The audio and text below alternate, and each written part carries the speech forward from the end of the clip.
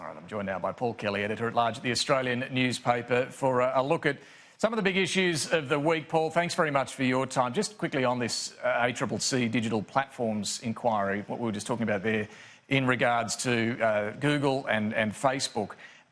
Do we need a reality check here on what Australia can really do, even with tough laws in reining in what are two enormous global companies?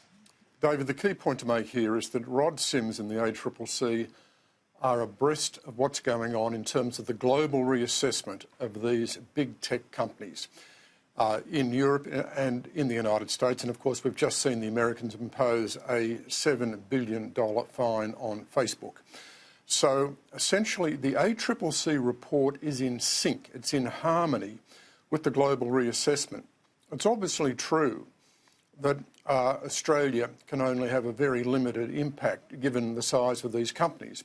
But essentially what we'll do, I think, is that we will work in conjunction with other countries.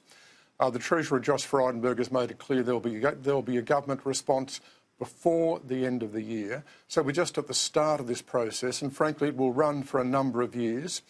Abuses of power are at the heart of the business models of these companies. They go to the way we live, the way we work, the way we operate. There aren't going to be simple solutions, but I think the ACCC report is a very welcome and valuable document. Yeah, look, it certainly does provide a bit of a roadmap there in terms of what can be done. We'll see how the government progresses with that. In Parliament, Paul, the government had a win on the foreign fighters legislation. This is significant. It's drought fund as well, but it is still... Well, the Prime Minister is dealing with some backbench pressure on a couple of fronts, superannuation and Newstart as well. How do you see his efforts to try and keep the troops in line right now? Well, there's no doubt that people buoyed by the election victory are prepared to speak out. It's not surprising that Scott Morrison wants to keep things under wraps, and I think that the warning he gave will have an effect. The point I'd make here, David, is there's a difference between backbenchers speaking out on the one hand and launching an attack on the Prime Minister or an attack on government policy on the other hand, which is what we tended to see during the Turnbull government. When it comes to Newstart, this is a difficult issue for the government.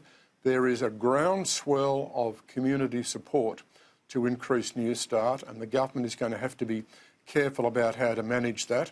When it comes to superannuation, well, the government will be establishing an inquiry into superannuation and national savings, and essentially that inquiry will take a fair period of time. So there'll be no action on superannuation in terms of the fundamentals for quite some time yet.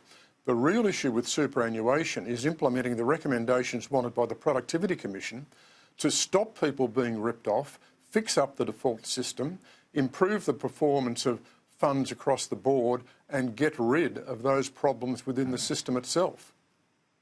Yeah, greater transparency and so on, but you're right, any fundamental or significant changes to superannuation, they'd have to, well, I guess consider very carefully and arguably take to another election, particularly after fighting this last one on Labor's so-called retiree tax.